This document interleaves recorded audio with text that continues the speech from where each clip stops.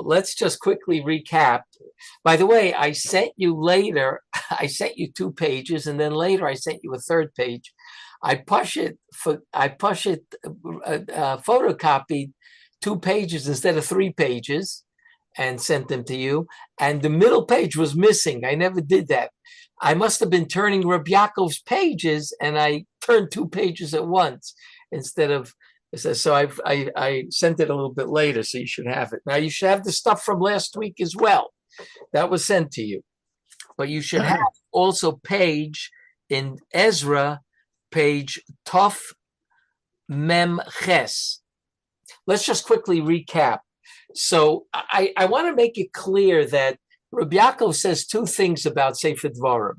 One, that it's a Sefer Shel HaMelech, okay? And 2, that when it says in Tanach, Sefer Moshe, as opposed to Sefer Torah's Moshe, it means Sefer Dvarim. And why is it called Sefer Moshe? Because Moshe had a lot more to do with that Sefer than Sefer Bereshit Shmos Vayikra Bamidbar. You don't have to necessarily, as far as I understand, learn both. Meaning, you could learn that Sefer Dvarim, HaKadosh Baruch Hu set up to be a Sefer Shel HaMelech. You don't have to have Moshe involved in that, okay? And you could learn Sefer Dvarim is something that Moshe Rabbeinu put together, and not necessarily it has anything to do with Malchus. You'll have to say what it has to do with, but I'm just trying to say that the 2 ideas, Reb Yaakov sticks together, and I understand why, but you don't have to really stick it together. You could learn Sefer Dvarim is completely a godly sefer like Bereshit Shmos Vayikra Midbar, but if I ask what is Sefer Dvarim for, right? What is it for? What's the point of Sefer Dvarim? Why is there repetition? Why is there new things that were in the other Svar? So there, you could say like a pshat, and I'm sure that there are people who say pshatim without saying that Moshe wrote it. Reb Yaakov wants to say that Moshe wrote it special for Malchus, and all the things in that Sefer and Sefer Dvarim have to do with either the Chevra, the Klal Yisrael, what we already said, and they can look back to see. Rabbi Yaakov uses all sorts of lashonos on this, leumi, ofi leumi, whatever it is, right? But what I want to point out is, again, go over for a second orally what was driving Reb Yaakov in this direction. Was driving, we said, number one, the Gemara in Megillah and in Baba Basra that talks about the Tochacha, and they're the Lashon of let me just see if I have it here. Yeah, the Lashon of the Tochacha over there in the Gemara there is Umoshe Mepi Atzmo Amram. Sefer Dvarim, the Tocha there, Moshe said it by himself. Okay, that's one thing. Then the Ravan says that the Sidur of Sefer Dvarim is different than the other 4 books, and therefore you could drash Smuchim because Moshe Rabbeinu, he says Sidran. Okay, so Rabbi Yaakov already has a Gemara and a Baal Tosfos that seems to say Dvarim is a little bit different. Okay, Rabbi Yaakov adds is that Moshe Rabbeinu was mechaberet, not only mesader, mechaberet. Now, he doesn't mean that Moshe Rabbeinu made up the mitzvahs of Sefer Dvarim. He means that when God told Moshe Rabbeinu to write the Sefer Torah, he stuck certain mitzvahs into Sefer Dvarim, and God agreed. Moshe Rabbeinu decided that mitzvahs, mitzvahs hamelech, mitzvahs milchamos, have to be in Sefer Dvarim. Why not in Sefer Bamidbar? Why not in Sefer Shmos, or certainly Bamidbar, where you have the Jews going into Eretz Yisrael, right? Why not that? Because all the different mitzvahs that are shayach to Malchus in Sefer Dvarim, Moshe Rabbeinu had a good idea. Let's put them all in Sefer Dvarim, and the Melech will know which mitzvahs are shayach to him and which are shayach to Klal Yisrael and the Beis Din. Okay, that is what the Ravan, that is what Reb Yaakov is adding to sort of to the Ravan, but he doesn't mean chas v'shalom that Moshe Rabbeinu made up those mitzvahs. He just decided where they should go, and the way he said it to me, v'hiskem HaKadosh Baruch Hu al yado, and God agreed. That's the way he said it to me, even though here it's not. He doesn't write it, but that's the way he said it to me. Did he misadir them in the book of Dvarim, or actually literally take from one of the other Sfarim and put it in Dvarim instead? Because if that would be more problematic to say that Shmos wasn't mamash mipi gvura word by word. Right. So the way I understand it is that Moshe Rabbeinu wrote the Sefer Torah b'sof Yamav, the Sefer Torah we have. He wrote b'sof Yamav. All the mitzvahs he gave at Sinai, at least the vast majority of mitzvahs were given at Sinai, which probably means the mitzvah, let's say, of Minui Melech or Milchamos was also given at Sinai. Okay? At the end of his life, HaKadosh Baruch Hu told him to write it down, the Sefer Torah, and that already is not Reb Yaakov. That's Chazal, right? That he wrote down 13 Sifrei Torah, 12 to the Shvatim, and one he put Mitzad Aaron. That's already based on Chazal. The Rambam quotes it based on Chazal. And when Moshe Rabbeinu wrote down the Sefer Torah, before he wrote it down, he said to HaKadosh Baruch Hu, listen, I have an idea.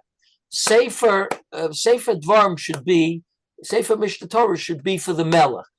So he has a quick reading on what the Klal needs as far as his Malchus is concerned, right? So he took, let's say, the mitzvahs of Milchamos, the mitzvahs of Malchus, and he put it in Sefer Dvarim, because there were no mitzvahs in Sefer Shmos by Midbar, by Vayikra, by Midbar. There were mitzvahs given at Sinai, but they were never.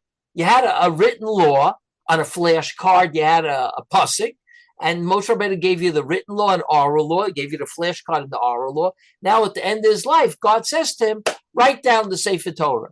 So at that point is where Reb Yaakov would probably say Moshe Rabbeinu came up with this idea.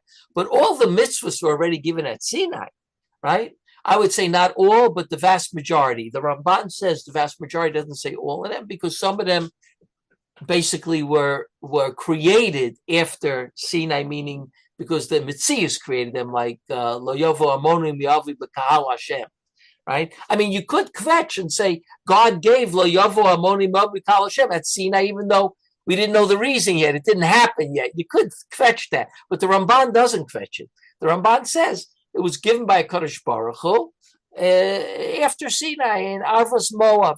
So also, somebody mentioned here, I think maybe Wayne mentioned that B'no Slavchad is also afterwards. So you don't have to kvetch that it was all given at Sinai, because, as I told you, only Baalei Tshuva get shocked when I say a couple of mitzvahs are not given at Sinai.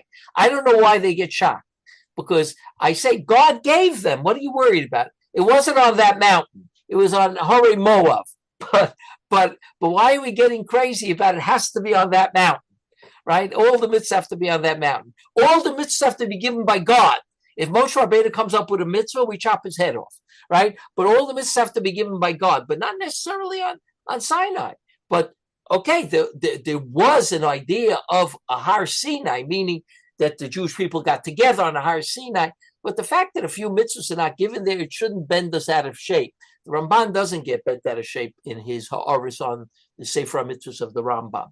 Okay, so the point over here is that, yes, Moshe Rabbeinu, the Ravon just says that he was Mesaderit, meaning God gave him all the mitzvahs for Sefer Midbar, and he was Mesaderit, right?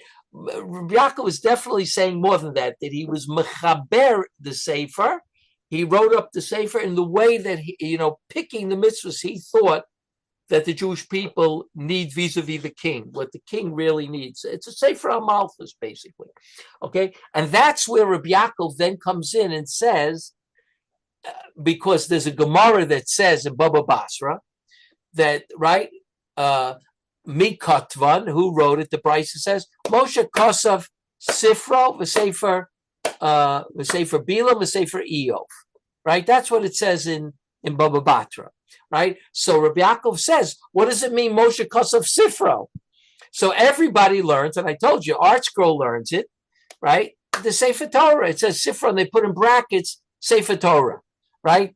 So Reb Yaakov says, so then Yirmiyahu didn't write Sefer Eicha.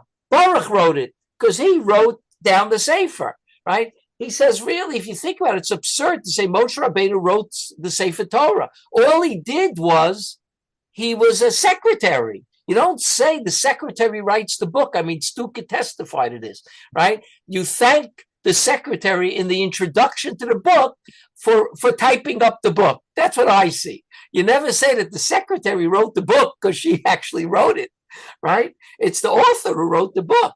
So Reb Yaakov says, if you're saying that Yirmiyahu wrote Sefer Eicha, Sefer Kinos, right? Even though it's clear in the text of Yirmiyahu that Baruch wrote the whole thing down and actually read it for the king, right? Yirmiyahu didn't write any of it. Baruch wrote the whole thing down. So you have to say the same thing about it over here when it says Moshe Kosav Sifro.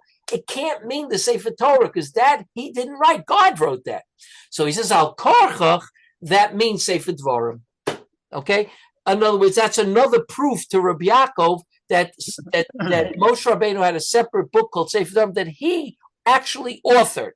But again, I want it to be clear. He actually was Masader it, like Tosfos says, and he actually was Mechaber it, picking the mitzvahs that he thought that are shayach for Malchus, like as a constitution for the king, right? He picked those things, and that's why Moshe Kosav Sifro, because he actually wrote down what, he actually Masader the whole thing. Okay, he was Masader the whole thing. That's already a Mechaber. You know what I mean? That's a Mechaber. That's not just a secretary anymore, right? So that's what Reb Yaakov says. And now Reb Yaakov says, whenever it says Sefer Moshe, that's what we're about to do today. Whenever it says Sefer Moshe in Tanach, okay, which I have to tell you, if I'm not mistaken, it's only 3 times, it always refers to Dvarim. Okay? So that's where the suspicion comes in for Reb Yaakov, right? We had last week, we spoke about in Ezra, it says, right? That's the way we started off last week. It says that Bayomahu Nikra B'Sefer Moshe Bosnei Am, and it said in there, Lo Yafa Amonim Yovi B'Kahal Alokim Ad Olam. Right? That's what we started off last week in Tuf Mem Zayin. Rabbi Yaakov quotes that pasuk and starts this whole Dvar Torah, this whole lengthy thesis about Sefer Dvarim, right? That Moshe Rabbeinu, in other words, was involved in Sefer Dvarim. There it says, the Sefer Moshe, and it's clearly referring to Sefer Dvarim because Lo Yova Amonim Yavi B'Kal Hashem is only in Sefer Dvarim. Okay? Now, this week, okay, before I get to that, so I just want to do one more piece on Tuf.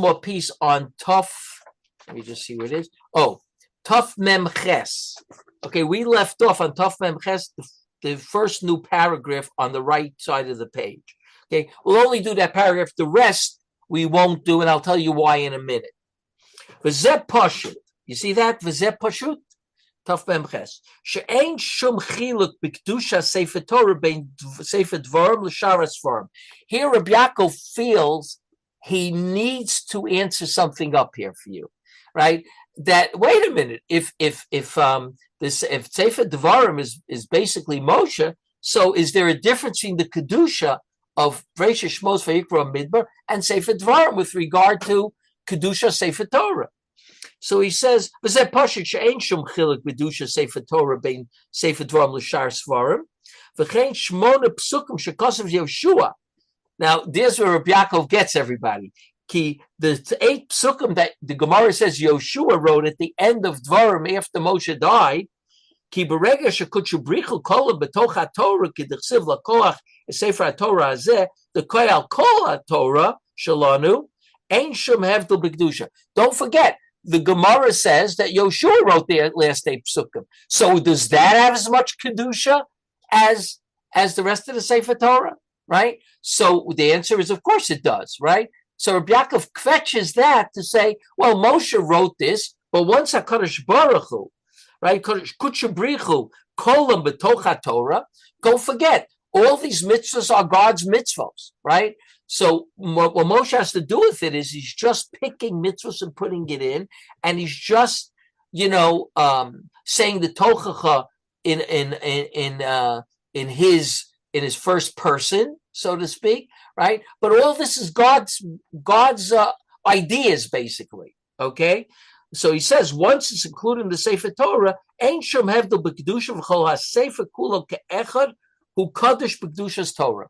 There's no difference. She Lamala Mikdushas Nevi'im Ksuvim, and it's greater than Nevi'im and Ksuvim, and that we could really hear because again, the mitzvahs are God's mitzvahs, right? So Moshe Rabbeinu had more to do with it. He put it in the right order for himself, and he wrote things down in his own words. We'll even call it. Right, but God was maskim, so it gets a kedusha of kedusha Sefer Torah. Right, it becomes a hefzer shel the Sefer Torah once God decides that it goes in. Okay, that is what Reb Yaakov says. Now, the next piece is the reason why we're not doing it is Reb Yaakov now goes to the other place in the Gemara that says Moshe Kosav Parshas Bilam. Okay, now you could read it if you want. But really, that question, Moshe Kosav Parshas Bilam, has nothing to do with Reb Yaakov. It may get a little bit more problematic because of Reb Yaakov, but it has nothing to do. Let's say the whole Sefer Torah was written by God. So the Gemara says Moshe Kosav Sifro, Chamisha Chumshei Torah, and Parshas Bilam. You still have the same question. What the heck is Parshas Bilam doing over here? It's part of the Sefer Torah, right? So what's going on over here, right? So it doesn't. That's why I don't want to go through it because it's Reb Yaakov's ideas about Parshas Bilam, which will be affected by Sefer Dvarim a little bit. How Reb Yaakov looks at Sefer, but not much. He brings a Reb Chaim here. A Reb Chaim tries to answer. He tries to answer with a Reb Chaim. But the point over here is Reb Yaakov already ala Torah. It's already written there. A few different options, a few different approaches that Reb Yaakov has to this question of Parshas Bilam. But it really has nothing to do with Moshe Kosav Sifro. Okay, that's where Reb Yaakov, creates this whole idea that Sifro can't mean Chamisha Chumshei Torah. Okay, that's what Reb Yaakov said. Now, today, Reb Yaakov goes on to Divrei Hayomim. And let me just find what I have here. Where's my Divrei Hayomim? Oh, here. Okay, in Sefer Divrei Hayomim, it starts with Taf Ayin. Okay. So we had already one place that Sefer Moshe is referring to Sefer Dvarim in Ezra. Now in Divrei Hayomim, page Taf Ayin on the left column. Vespeneim lo hemis. Okay, and their children he didn't kill. Ki kakosuv batorah b'Sefer Moshe asher tziva Hashem leimar.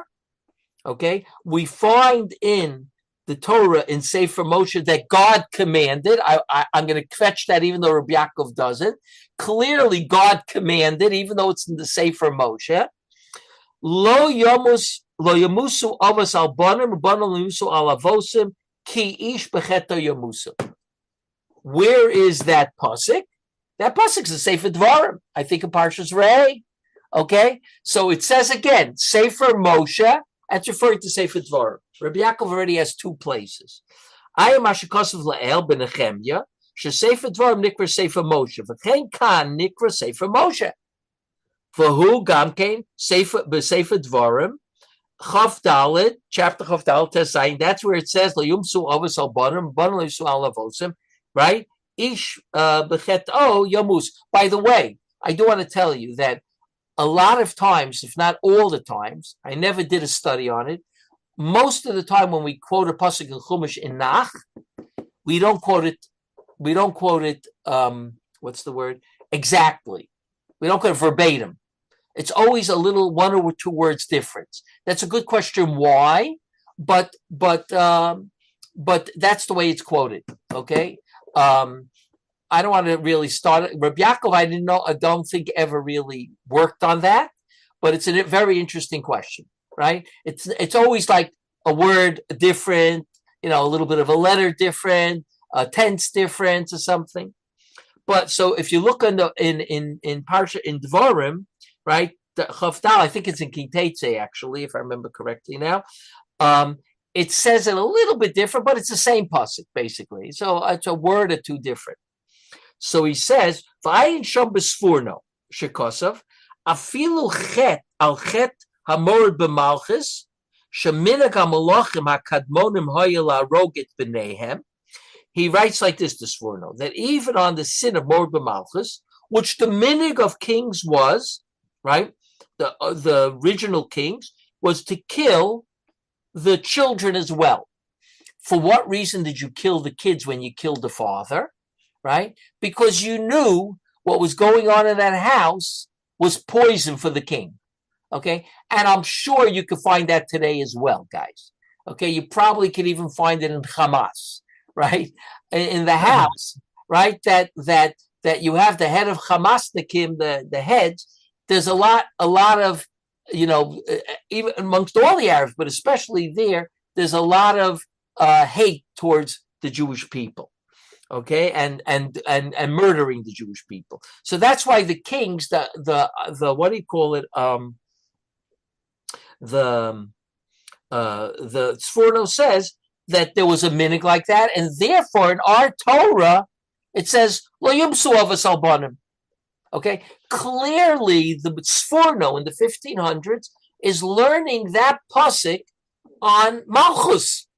Now, as everyone pointed out last week, the Gemara in Sanhedrin talks about it as being lo yumsu avos albanim, as a father can't say testimony on a child, and a child can't say testimony because they're nogeya b'davar, they're krovim, right? But it's clear that and if you take a look at the Sforno, you'll see it 100% clear that he quotes the pasuk here in Divrei Hayomim, right? He quotes the pasuk in Divrei Hayomim, and he says, you see, that pasuk tells us that a king shouldn't kill the children. Even though the minig was to kill the children, our kings don't kill children, okay, because of that pasuk. He's clearly learning this pasuk has to do with Malchus, right? Okay, so I told you last week, the Ran asks the question of, wait a minute, the Gemara says you drash this pasuk differently than the people, than in Sefer Malachim, Sefer Divrei Hayomim, right? What's going on here? So the Ran has a whole shot, and I think the Ramban says it as well. And I told you could look it up, the Ran where you are learning the Daf Hayomi over there, right? That's why I think where the Ran says that it's not a problem to learn the Pshat and the Drash, okay? This is the Pshat, okay? And that's the way the Sforno learns it, okay? So Reb Yaakov says something very interesting. He could have stopped right there. He could have stopped right here and said, look, I see that the Sforno understands that Sefer Dvarim is a Sefer Shel Malchus, right? And he could have gone home and had a Hesek Lezel Tei, Rabbi Yaakov. He doesn't stop here, okay?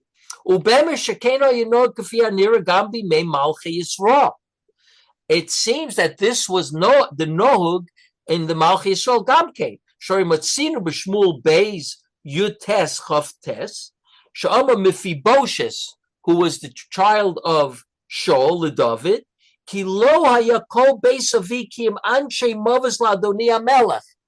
happens is when David gets his kingdom back at the end of Shmuel Beis, right? So of course, Shimi ben Gera comes to apologize to the king. So the king promises not to kill him because we saw a few times ago that Shimi ben Gera cursed the king out. He was Makal the Melech, and the Rambam writes that Kishimi ben Ger from Makal Melech Yechayev Misa, and the Melech and David said, I swore I'm not going to kill him with a sword. That's in Sefer Malachim. He tells Shlomo, right? Then Mephibosheth comes, and he says, I want to let you know, we didn't come out against you when you were running away from Avshalom, your son. I had a servant that told you, Tziva told you that I hope that the Malchus will come back to me. It's a complete lie. And it was a complete lie, okay? Because Tziva had an agenda to get rid of Mephibosheth, so he wouldn't be a servant anymore, right? David would make him like a captain or something. He wouldn't be a servant to the house of Shaul if David kills Mephibosheth. So he spread a whole lie, a whole Lashon Hara, and a Motzi Shemra on Mephibosheth. So Mephibosheth comes and he says, as you know, Kol Beisavi. He doesn't say my father was chayiv misa to you. Kol Beisavi. Ki im anshe movet la dini hamelech. They were all dead people to my king. So Reb Yaakov says, what is he talking about? The whole house was dead. Well, you could say that Shaul wanted to kill David and David was already king, or somebody else in the house of Shaul and David was already king, right? David could say he's a Morid B'Malchus. By the way, with Shaul, it's very controversial to say that David was a Morid B'Malchus because nobody knew he was a Melech yet. Okay, not even Shaul. Okay, but the fact that Mephibosheth says my father's whole house was obligated to you shows that Reb Yaakov says that there was an idea like that in Malchus based of it too, that if you kill somebody named Morid B'Malchus, you also kill the family. Okay, that's what Reb Yaakov deduces from here. Okay, so it's not like something poetic or something. We were all obligated to you. No, this is a din that we have. Ela shehem kloma makam es Yoash lo niskavnu litfos hamelucha. But in the case of Divrei Hayomim, when we talk about Amatzia there, when they killed Yoash, his father, they didn't want to grab the Malchus. Therefore, Amatzia, right, was Noe Kamishpatei Torah. In other words, they killed Amatzia's father, and then he became king, but they killed him not because of Malchus, they killed him because he killed somebody that he shouldn't have killed. So they killed him. People got up and killed him, right? That's page Tuf Ayin Aleph that I gave you at the end, right? That I forgot to put in. Lo mitzad merida b'malchus, ela b'koach hamalchus. They give it b'koach hamalchus. What does that mean? There's a morid b'malchus, right? There's two dinim. There's a morid b'malchus, and the Rambam is a riotous. I'll soon show you, right? There's a morid b'malchus, and then there's killing some midin malchus. Now, Reb Yaakov Kamenetsky in 80 points out that Rambam. He says like this: Kideisa b'Rambam Malachim Aleph Halacha Yud. Kol hahorig nefashos. This is the quote of the Rambam. Kol hahorig nefashos shelo b'raya brura o below hatra afilu be'ed echad. Anyone who kills somebody without a clear proof, right? Without hatra'ah. Okay, in other words, you have two witnesses, but he killed the guy before they actually warned him. Okay, afilu be'ed echad. You have one witness. Osona shaharig b'shkoga, or someone who hates someone else and killed him by accident. Yesh l'melech rishus lahargo l'taken ol kafi masha shotz richa. The melech has permission to kill that person, right? And fix the world according to what the world, what the hour needs. This is the Rambam. Okay, so Rabbi Shurin, I'm sorry. Where exactly? I had to go and get the form. I printed it out, so I don't know where you are. So I'm in page Tuf Ayin Aleph, number 80. Okay, great. Footnote 80. What? You Footnote see 80. Yeah, I'm there. Okay, so that means that if a guy, let's say, is brought to trial in the Sanhedrin and he gets off on a technicality, but the king thinks that he really did it, the king has refused to bump him off. right. And I want to tell you something, you were mechavin, because the Rambam decides to write it in Sanhedrin also. He writes it in Sanhedrin. I looked it up for you. And That's interesting. The Rambam in Sanhedrin says like this. Now, Sanhedrin should only have to do with Sanhedrin, right? It shouldn't have to do with the king, right? Yeah. So it says like this. Just tell me where it appears in Hilchos Melachim, in Hilchos Sanhedrin. Sanhedrin, in Silchas Sanhedrin, the end of Perek Yud Ches in Hilchos Sanhedrin. Okay. It says like this.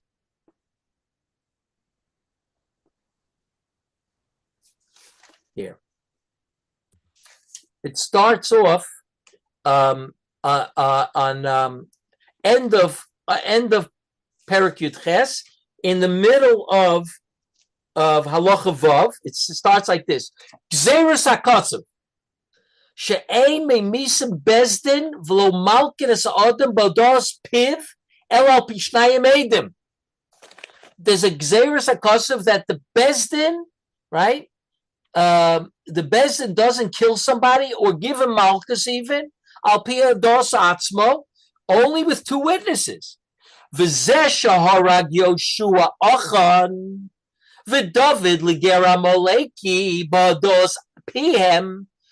And this that Yoshua killed Achan and David killed the Gera Moleki, both of them said, the Gera Moleki said, I killed Shaul, and Achan said he stole from the Chayrim, right? Hara Shohaisa, listen to this, it was a special case, okay, a special case. O Din Malchus Haya, okay? Or it was a Din Malchus. He's not sure. But here he has the inyan of Din Malchus, like you said. Even though Sanhedrin can't, the Melech, on that technicality, the guy got off, there was no Hatra'ah, the Melech could kill you. Be Din Malchus. Okay? Meaning you don't need a Rasha. You didn't need the need of the hour. A Rasha, that's what he says. In other words, and then he repeats it. Avol Sanhedrin aim misim v'lo malkin ha-moda ba'avera. But the Sanhedrin doesn't do it. In other words, he's very careful. Exactly what you said. The halacha is the halacha. Then the king has a special din called Din Malchus. So Reb Yaakov says that a matzia, right, didn't kill the children of the children of these people that of the person that killed his father because of the pasuk in Devarim. Okay, but Rabbi Yaakov learns that pasuk Devarim not on Morid b'Malchus, he learns it on Din Malchus. Not like exactly the Sforno, he learns it on Din Malchus. That we Din Malchus, the king doesn't kill because that pasuk is going on Din Malchus. And the reason I'm telling you that is because there's a problem over here. Reb Yaakov says Morid b'Malchus killing the family was noheg even b'Malchi Yisrael. That's why Mephibosheth says my whole family was obligated with the death penalty, right? Which is a little bit of a kasha on the Sforno, because the Sforno says Morid b'Malchus you don't kill them because the pasuk lo yumsu avos al banim, right? And Reb Yaakov is showing from that pasuk that they were obligated, right? They were obligated with the death penalty. They say themselves. Mephibosheth says himself. I'm not exactly sure how Reb Yaakov does this differentiation. It would have been very easy for Reb Yaakov to leave all this and just forget about it and say, look, the Sforno says Sefer Dvarim is shayach to the king, even though we learned that pasuk in Sanhedrin for krovim. That they can't say they can't die because of krovim, right? Krovim can't testify, but the Sforno learns it on Malchus. So you see that, and it's mashma from the pasuk. It's learned on Malchus too. You know the pasuk here in Divrei Hayam. Rabbi Yaakov could have stopped with that, and I think he would have been better off in a sense to stop with that. But he brought this pasuk in Sefer Shmuel that's very controversial, saying that basically that Mephibosheth is saying.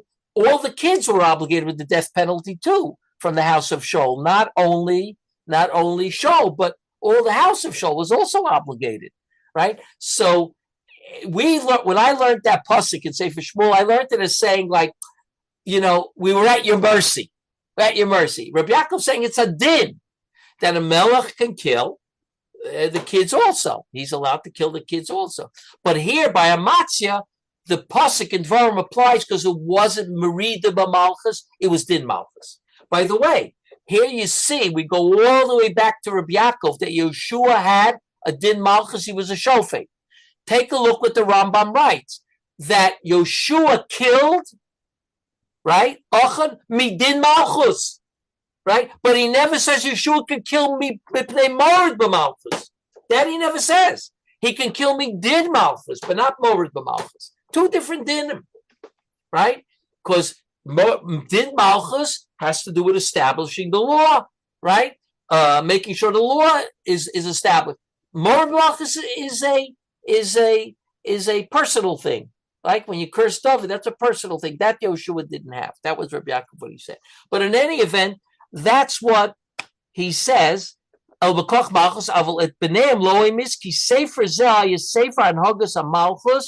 a sefer hanhogas hamalchus. Okay, that's what he says. So here you have already two psukim that they're definitely referring to Sefer Dvarim, and they're called Sefer Moshe. You never find another place except one more place that Reb Yaakov's about to discuss, right? That's called Sefer Moshe. But I do want to say something else. If you go back for a second to, let's see, here. Go back to Tuf Ayin, where I started, right? The new piece today in Divrei Hayomim, Tuf Ayin, number 78. Okay? Rabbi Yaakov runs into trouble with Sefer Malachim. Okay? Let's show you where he runs into trouble. Now, he didn't write about this, but Reb Yaakov Kamenetsky says, Bal Peh Hosef Rabbeinu, when he gave the shir on Sefer Malachim, he added, Shasipur Kan Mesupur Gam B'Malachim. Oh, I guess when he was talking about this shtickle Torah that he had in Sefer Divrei Hayomim, it says Shasipur Kam Mesupur Gam B'Sefer Malachim. In Sefer Malachim, it says the same story as in Divrei Hayomim, that a matzah didn't kill. Right, as you know, a lot of stories from Sefer Malachim are repeated in Sefer Dvarim, but sometimes they're more lengthy in Sefer. Not in Sefer Dvarim, but Sefer Divrei Hayomim. Right? In other words, but there's sometimes more lengthy. Of course, there's a lot of stories in Divrei Hayomim that are not in Sefer Malachim. And that's why it's very kedai, if you want to know about the Malachim really well, to learn Sefer Divrei Hayomim. It's mostly Malchi Yehuda, not Malchi Yisrael. Okay? So he says like this, Ba'per Hosef Rabbeinu, Shasipur Kan Mesupur Gam B'Sefer Malachim, V'sham Kasuv, V'spinei HaMakim Lo Emiz, Kakosa B'Sefer Torahs Moshe, Asher Tziva Hashem Leimar, Lo Yumsu Avos Al Bonim, Bono Lo Yumsu Al Avos, Ki Im Ish B'Chetoi Yumas. Okay? So what is Rabbi Yaakov in trouble? Wait a minute. In Sefer Malachim, it quotes this same pasuk, and it says, Kakosa B'Sefer Torahs Moshe. Wait a minute. So you see Sefer Torahs Moshe and Sefer Moshe are the same. Here it's whatever was called there, Sefer Moshe, is called Sefer Torahs Moshe here. So Reb Yaakov says, so what am I doing over here? Saying Sefer Moshe is referring to a special Sefer that Moshe wrote. Right here, it calls it Sefer Torahs Moshe. So Reb Yaakov says like this, V'ilu kan shina kakosu b'Sefer Moshe. Ki shama kavonahi l'Torah b'chlolusa, shenikras Torahs Moshe. Because over there, Yirmiyahu just wrote, like it says in the Torah, right? It says in the Torah, it happens to be Sefer Dvarim, but it says it in the Torah, right? It says it, Sefer Torah is part of the Torah. So he says, Yirmiyahu, when he wrote that Sefer Malachim, he wrote, Kakosu b'Sefer Torahs Moshe, right? Kemo zichru Torahs Moshe Avdi, like it says, remember the Torahs Moshe Avdi. That's going on the whole Torah. Here, the author wanted you to know it's Sefer Devarim. It's in Sefer Devarim. So he wrote Sefer Moshe. Over there, Yirmiyahu didn't care to say like it says in Sefer Devarim, like it says in the Torah. Because there's one writer for Sefer Divrei Hayomim, and there's another writer for Sefer Malachim. Who wrote Sefer Malachim? Yirmiyahu. Who wrote Sefer Divrei Hayomim? Ezra, Nehemiah, the Anshe Knesset Agdola. Okay? So he says that's the way it is. I accept Reb Yaakov as Parshanut, that you could write, Yirmiyahu could be writing about the whole Torah, but the question is why? Okay? So I want to add something to Reb Yaakov, which Reb Yaakov didn't say, and I never had a chance to ask him about it. The three places that it says Sefer Moshe, three places in all of Tanach. Ezra and Nehemiah, really. Nehemiah, Ezra, Nehemiah, and, right, I shouldn't say really Nehemiah, really Ezra, right? And Divrei Hayomim, Two places in Divrei Hayomim, right? So I think that the real pshat over here is that Sefer Moshe became called Sefer Moshe in the time of the Anshe Knesset Agdola. Before that, it was part of the Torah. They changed the name to Sefer Moshe, and that's why it's only in Ezra, Divrei Yomim, written by the Anshe Knesset Agdola, right? Before that, in time of Yirmiyahu, the time of Yoshio, and the time of any other person before that, it was called Sefer Torah Moshe. That's why the Brisa in Baba Basra says, Mikosvan, that's all a Brisa, probably from the Anshe Knesset Agdola. Mikosvan, Moshe Kosav Sifro. Before that, there was no Moshe Kosav Sifro. Everything was the Torah. There wasn't. The Anshe Knesset Agdola decided to call it Sefer Moshe. Why? Because, like Reb Yaakov would say, because Moshe had something to do with this, and we wanted to let you know he had something to do with it. And therefore, we called it Sefer Moshe, right? But before that, they weren't makbid on it. That's the way I understand it, because we don't find anywhere else that there is Sefer Moshe except in these three svarim, and actually these two svarim in these three places. Okay, so let's go back. So Reb Yaakov was just learning in the Parshanut. The Yirmiyahu was talking about the whole Sefer Torah, so he said Sefer Torah's Moshe. Ezra, it says he wants to point out where it is. It's in Sefer Dvarim, so he calls it Sefer Moshe. Okay, now Reb Yaakov, go back for a second, and he has another place. By the way, I photostated for you the Sefer Malachim, where it says, Sefer Torah's Moshe, right? There is one other thing I want to tell you, something interesting, okay? I don't know why Reb Yaakov didn't speak about it, but there's a place in Divrei Hayomim, okay, that there's a very interesting comment. You all know about the Sefer Torah that they found in the time of Yoshiyahu. Okay, there was a Sefer Torah that they were looking for things for the Beis Hamikdash, money, gold, silver, and they found the Sefer Torah. Chilkiyahu Kohen Gadol, right? And it's in Sefer Malachim and Sefer Divrei Hayomim.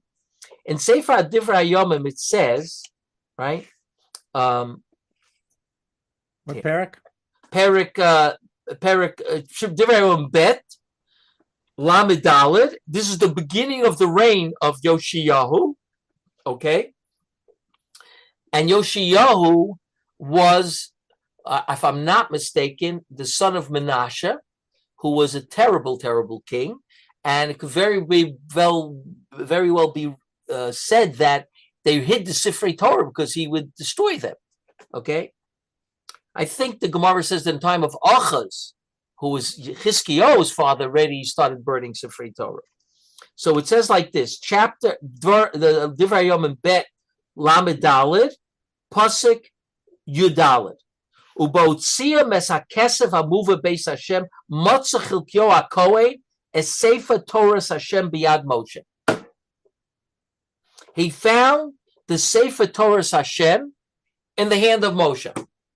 Now, I think the Pashup shot over there is the one that Moshe Rabbeinu wrote. They found the Sefer Torah, Biyad Moshe, the Ksav Yad of Moshe, because that's the one they hid. It was probably in the Aron. They took it out and they hid it because they were afraid of either Achaz, they were afraid of Menashe, so they took it out and hid it. Rashi over there says something unbelievable. Sefer Torah Hashem Biyad Moshe, Mishnah Torah. Mishnah Torah. Again, what's Rashi want over here? Why Mishnah Torah? It should be the whole Sefer Torah. Now, Reb Yaakov, for some reason, never commented on this. I think I checked Divrei Hayomim. He doesn't comment on this thing. But it's again, it seems like they found Dvarim. They found a separate Sefer called Dvarim, right? Which that's again a riot to Reb Yaakov. I just want to tell you one thing, so you don't get too confused. Maybe you'll get more confused. The Rashi in Divrei Hayomim is not Rashi. Okay, Ezra, Nehemiah also probably not. But the Chidah already writes that the Rashi on Divrei Hayomim is not Rashi. How much after Rashi? It's sometime after Rashi, not a lot. It's the period of the Tosfos, and I think they even try to figure out which Baal Tosfos wrote it, right? But I found the Rashi. I'm not going to start looking for it now, but I found the Rashi in Divrei Hayomim that cannot be Rashi. He says something in the name of someone who lived way after Rashi, like 100 years after Rashi. And he says it in that person's name. So it's definitely not Rashi. Okay? But it still says it. It's a Rishon, and he still calls it Mishnah Torah. Okay? So and by the way, what do Chazal say? What did he see in the Sefer Torah that shook him up? You know what the Gemara says? He says he saw the Tochacha in Sefer Dvarim. The Tochacha in Sefer Dvarim. Not in Sefer Vayikra, in Sefer Dvarim.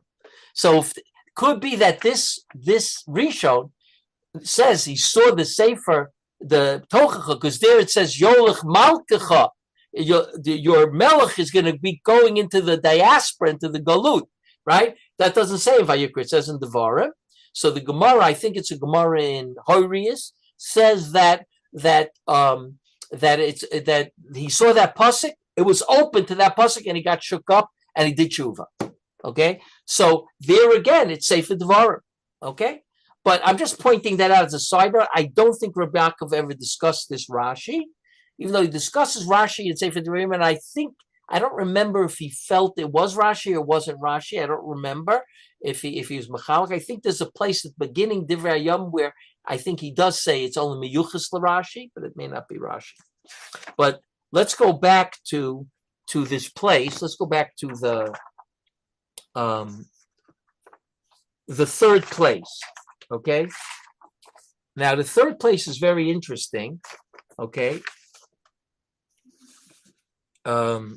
Here. Tough Ayin Aleph. Okay.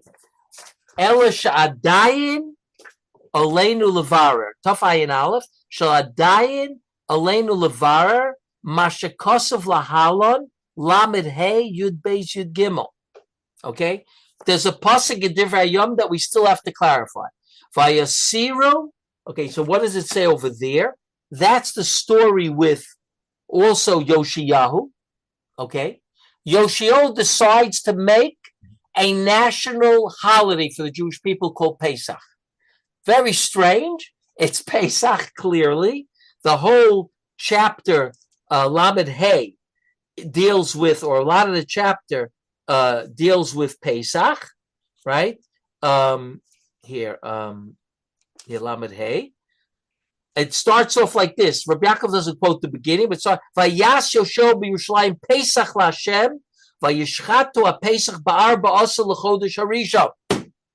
He makes a Pesach, okay, for the Jewish people, which is interesting because kings don't make Pesach. The Jewish people make Pesach. The Kohanim slaughter the Korban Pesach. It's not the king. So Reb Yaakov has a discussion on that over here. But in Pasuk Yud Gimel and Yud Beis and Yud Gimel, it says like this: Vayasiru ha'ola l'sitam l'meflagot l'beis avos l'vnei ha'am l'akriv l'Hashem kakos b'sefer Moshe v'chein l'bakon. Okay, that's what Reb Yaakov quotes over here, right? Vayasiru ha'ola l'sitam l'meflagos l'beis avos, and they removed they removed the ola to give. In other words, the stuff that you have to sacrifice on the mizbech with regard to the Pesach that you have to mamish sacrifice, you have to give over to God. They sacrificed that. L'akriv l'Hashem kakosu b'sefer Moshe v'chein labakar, like it's written in Sefer Moshe. Okay, so over here they don't quote the pasuk. Okay, it's not, the pasuk is not quoted in the first two places. It's clearly Sefer Dvarim. The pasuk is quoted. Over here, the pasuk is not quoted. But Reb Yaakov runs into trouble. Why? Because wait a minute, Hilchos Pesach is in Sefer Shmos. It's not in Sefer Dvarim, right? So Reb Yaakov runs into trouble. So Reb Yaakov was about to show you two approaches to this pasuk that's referring to Sefer Dvarim. Now, if you look, let's say in the Dot Mikra, okay, on this pasuk in Divrei Yom. I'm sure he's going to point to a pasuk. He's got to, because it says Kakosov is Sefer Moshe. So any Mefarish has to point to a source, right? Again, I don't know if the Mefarshim in Divrei Yomim point to the source or not, right? But I'm sure the Dot Mikra is going to point to source, but he probably won't point to Sefer Dvarim necessarily. He could point to Sefer Shmos, Vayikra, Bamidbar, whatever it is. Rabbi Yaakov has to answer that up. He has to answer it up because he has to say where would it be in Sefer Dvarim about Pesach. Now, truth be told, there are places in Sefer Dvarim that talk about Pesach, and Rabbi Yaakov is going to now attempt to show you either one or another place that this pasuk is referring to. Okay, I think. Well, you know what? We'll stop here. Any questions? No questions. Everything clear? Oh, What? no, nothing. Okay, so next week. I don't want to start it now because it's a little bit complicated. It's dealing with the Kohanim, Levim, Karbanos. But Reb Yaakov has a discussion on why Pesach became a national holiday as opposed to a Jewish holiday. It is a Jewish holiday, but it became a national holiday both in the time of Chizkiyahu, his grandfather, his great-grandfather, his grandfather, and in the time of Yoshio. It became like a national thing that the king is in charge of Pesach. It's very strange, right? And it seems like Pesach was not always done, right? And those at the periods where the kings were Risha'im and the people were Risha'im, they didn't know we were not always makbid on Pesach, right? That's what it seems. And Rabbi Yaakov's going to have a discussion about that, and that will already leave for a whole discussion next week. Okay, we'll stop here, guys. We'll Okay, see you tomorrow. B'ezrat See you Hashem. tomorrow. All right. Yeah. Thank you very much. Okay, see you. Appreciate it if you come. Okay, all right, Take bye-bye. care. Bye.